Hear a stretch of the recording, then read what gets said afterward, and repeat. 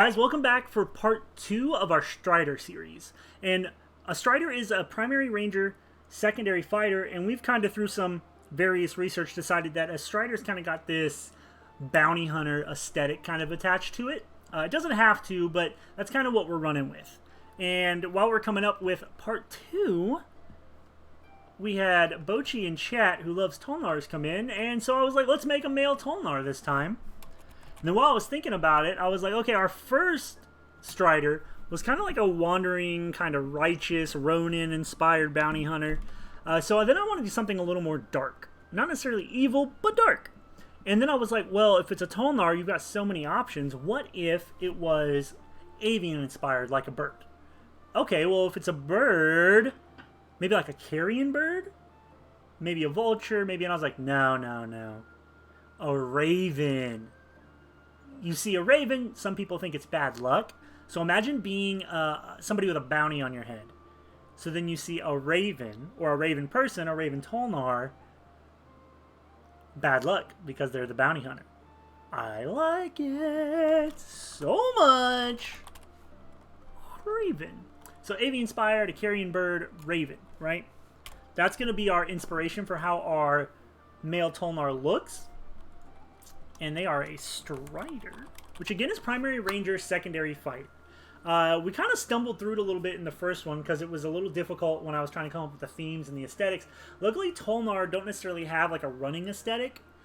They are just the survivors while everybody... So the Tulnar stayed on the plane of Vera while everybody else except the Dunir ran through these gateways, right? To get away from the apocalypse, essentially. So your Tulnar have a lot of freedom because there's a lot of different major and minor races that stuck around, didn't run and hide for the hills. They're survivors. So you really get this cool ability to really not be boxed into a certain aesthetic. Not that any of the aesthetics box you in significantly, but the Tulnar just don't have any borders. So we're able to kind of come up with whatever the hell we want to come up with, and it's really cool.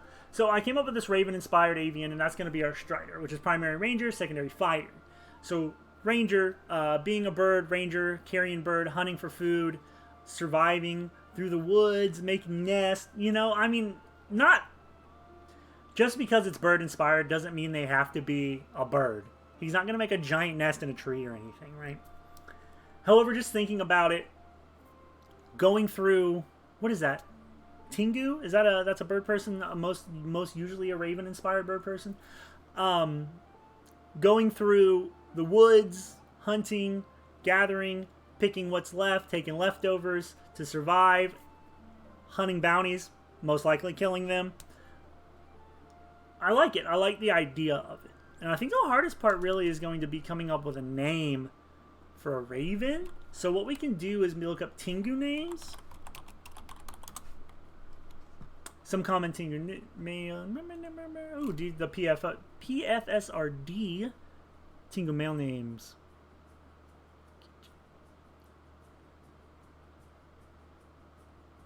I like short. We'll go Kaiji, Kamaku, Jara, Akone. Or what if we look up names that mean raven? Raven, a variant of the word raven. It's Germanic. Bartram. This name for boys means bright raven. Well, we're going to pick that one. Well, Feechin, this Irish baby name, means the raven. Bartram, so you call him Bart the Bounty Hunter? That's so dumb, it might work. Okay, Feechin? Let's see this. Let's see what... Hey, I clicked the button. Do the thing. Bold Raven. Brainard. Little Bird. Raven in Battle. I don't know how to say that. Raven. Bartram Fitching. The gender-neutral Japanese name means crow. Karasu. What the fuck is that? The background, it means bird. Robin. Robin. Phase, for a boy's name, it means dance in the air or winged, which perfectly describes the raven bird. Well, let's do Fae. I like it. We're in. All right. And then a raven, carrion bird, bounty hunter, feather. So we can do feather. Fey. Blood feather.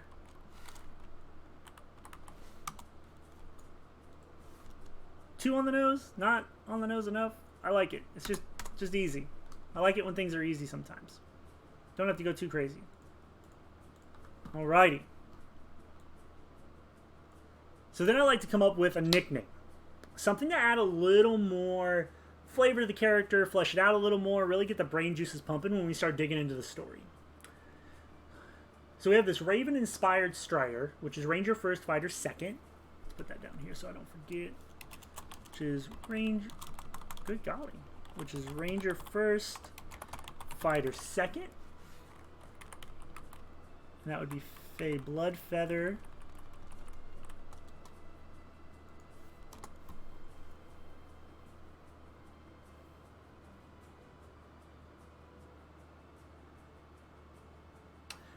Carrion? I like Carrion in the name because it's inspired by a raven. So what about Carrion Hunter? The Hunter of Carrion? The Battle... I don't know. It's a tough one. Or...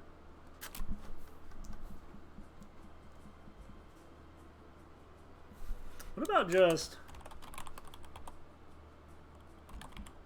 Death's Shadow?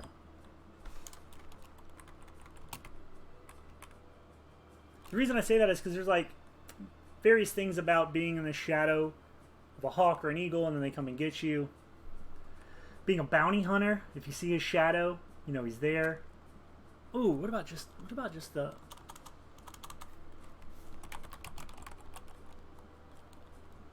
because ravens are usually like a bad omen. Just call him Fey Bloodfeather, the omen. I like that a bunch. That makes good sense. I am down. Okay, so for the story, let's see what we can rattle off real quick. So we have a male Tulnar. It's going to be avian inspired. So two things from that. One, we know that the Tulnar live underground.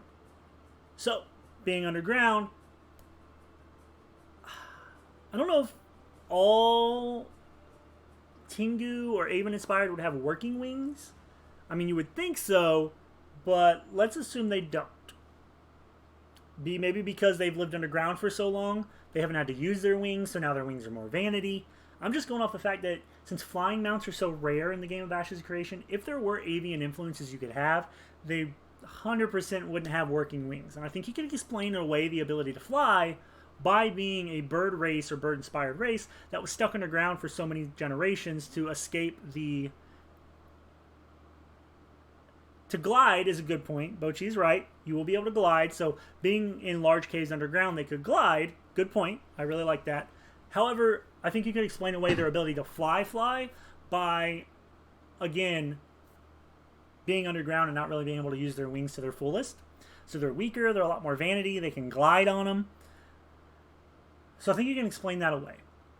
Then I think you could also explain like a darker mental place. Like being a bird, being like a son or daughter of the sky, to where you're supposed to be able to fly into the sun and fly around the clouds, be one with the giant open sky. However, they are super salty and grumpy and angry and depressed or what have you, because they just can't, right? The best their wings can do now is glide and be these really cool aesthetic vanity pieces because they hardly get to use them. So maybe Faye really wants to be a ranger, go up above ground or deep into the caves, into these large caverns, so that he can try to use his wings, so that he can stretch his wings out more, so that they're not vanity. And that would give way to why he was a ranger first, right? He really wants to go hunting for food, hunting for game, to bring food back to the, I want to say village, nest? Hell, I don't know. To bring it back to the village. So that's why he pushed himself into the ranger aesthetic. And then, again, this is all just really weird theory crafting, but we will assume that birds aren't necessarily your most hardy of fighters. So being a ranger, really good eyesight as a bird, archer. kind of fits. We're going to go with it, right? Now the question is, would it be a bow and arrow? Would it be a crossbow and bolt? Bow and arrow would make sense because he could use his own feathers to make his arrows, which seems really like a really cool touch for a bounty hunter. So we'll say he's definitely bow and arrow, using his own feathers for the arrows. I kind of like that idea. So then he grows up as a ranger, just trying to get out of the village, get deep in the caves or out above ground to be able to stretch his wings. And then as we do that, you know, he starts getting bored with it. He's done it for so long. He starts realizing that he's just really good at tracking, really good at hunting, but it doesn't really make enough money for him to be able to go out on his own. So then, similar to our first one, he hunts down somebody, maybe not as a bounty, but he hunts like a humanoid down for one reason or another, finds a really big rush, a joy. He really likes it. Like, you know, like, because we're trying to make this a darker character. So he just really finds the absolute thrill of hunting a humanoid down and just embraces it. And starts just, then after that, finds that there are actually bounties you can fulfill. So while he doesn't have to break the law necessarily, he can still hunt down other humanoids, which is the biggest thrill he finds by being a bounty hunter and kind of operating within the quote-unquote law. So then Faye starts becoming a bounty hunter. And then, you know, the natural black cat, ravens being a bad omen, you know, when you see him in town, if you have a bounty on your head and you manage to see a raven in a cloak around town, you got a bad feeling that he's there for you. Maybe it messes with your head. You try to run away. He catches you. You know, then that kind of gives way to the fact that his nickname would be the Omen. And Faye, you know, legally being a bounty hunter, finding that thrill, he brings back most of his prey or his bounties dead. It's dead or alive, he brings them back dead. Lots of dead. You know, and the body count starts piling up. He's always seen coming back to town with his bounty with blood on him. And that gave way to Bloodfeather. So, what you're left with a almost essentially legal murderer tracking down and killing people for the bounty for our Raven-inspired Strider, is you end up with Faye Bloodfeather, the Omen. And I think that's a cool-ass character. I don't think it's as lovey-dovey. It's not as cool and honorific as honorific Spatron. It's not as cool and like full of honor and righteousness as our first Strider. I think it's got a way darker aesthetic. I think that's really neat. I think it's a cool way to take it, you know, because let's be real, in games, people don't always want to play the upright citizen. Some people want to play the morally bankrupt murder hobo. But this way, this would give feel to that while still being within the law. So I think that's a really cool way to take it. I really enjoyed it. I really hope that you can actually do an Avian inspired. His favorite praise are Nakua. Little dwarves running around. Little island dwarves. So the question would be, how does he get fighter? You know, we said our last one, she found a group, our last Strider, she found a group of similar individuals who kind of gave her more martial help because she is, in fact, she was like ranged and not as martial prowess. So how would he become a fighter? So let's assume fighter doesn't always mean sword and board. It doesn't always mean sword. It just means weapons and more martial prowess and close-to-close combat. So what if you use two short swords similar to the talons of a raven? And maybe polearm? I mean, a polearm's super different. That'd be interesting. Or like a mace. So let's break it down. Let's think, what would his fighter? So we know that he likes to kill from range and hunt people down. Let's assume hunting them down, they get in a situation where he can't make the shot. Or maybe he sneaks up on them. I like the fist weapon idea. Like a punch dagger or something. But if we go fist weapon, it might as well just be his talons, right? But if he has these ridiculous talons, it'd be hard to shoot a bow and arrow. So maybe short swords? Not quite a dagger, because a dagger doesn't give me the fighter, it gives me more the rogue aesthetic. What about like two short swords? What if he dual wields? I like dual wielding idea that you got going on there with 2 fist weapons. However, I think maybe 2 short swords would be more of like this kind of crazed guy, right? And swords being more like talons than like an axe or a mace or anything. So what if we did 2 short swords would be his weapons? So we're gonna do bow and arrow because I can't spell, and then we'll do 2. Whoop, stop it. 2 short swords. Yes, that's a cool. What is that? Where'd you get that from? That's another Simmer. Wait. Is it really? Oh, it is. Ha! I have those too. So 2 short swords. So then we got to get prowess. So why, story-wise, why would he start using 2 short swords when he's so good with a bow and arrow?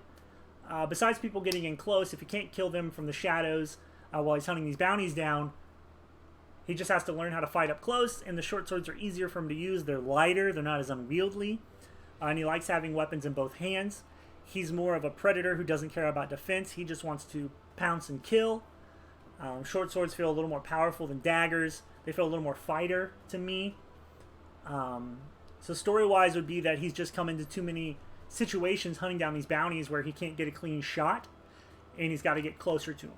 Or maybe they're quick and they're able to hide, and his bow and arrow is not as accurate in these situations, not as reliable as he would like them to be, so he needs something else to be in melee range. So in melee range he does short swords, and he does 2 of them. Again, not worried about defense as much. He's more aggressive, more hunt down, more killer, so that's why we go with 2 weapons, like heavy on the offense from a personality standpoint.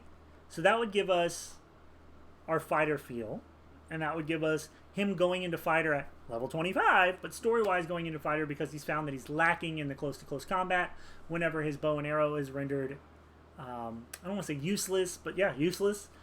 He finds that he doesn't really have a good way to tackle these bounties, so then he develops a dual wielding of the short swords. I think that's a good reason story-wise for that. So that was a good session. That one was a lot smoother than the last session that was rocky, and we went all in on like this Chinese-inspired character when in fact, when you look at more of the Renkai stuff, it was Japanese-inspired, so we had to like hard reverse, go in a new direction. Yeah, but this was a lot of fun. This one went really smooth, and I think this one came out a very rounded character. So a more dark personality-inspired Tulnar. We went with the Avian-inspired, like a Raven-inspired guy. He's a Strider, which we say is more like a bounty hunter. So you've got this Crow bounty hunter, this Crow Strider, who's hunting down these bounties. He brings more of them back dead than alive. Pretty much all of them come back dead or alive, or dead rather than alive, which gives us way to this Fey Bloodfeather being our bounty hunter that kills a lot of people. And then we say if you see him and you have a bounty or you're a criminal and you see him, it's a really bad omen, so his nickname became the Omen. So what we ended up with for our male Avian-inspired Tulnar Strider is Fey Bloodfeather, the Omen. Pretty badass, pretty cool. I think we did a good job on the aesthetic, and I was really happy with it. So guys, thanks for sticking around for this full character creation session. If you don't want to sit through it all, or you made it all the way here, and you don't think anybody else will sit through this like you did, check out the Express Lane. It'll be a quick little thing for it. A lot easier to digest. Thanks for coming and checking it out.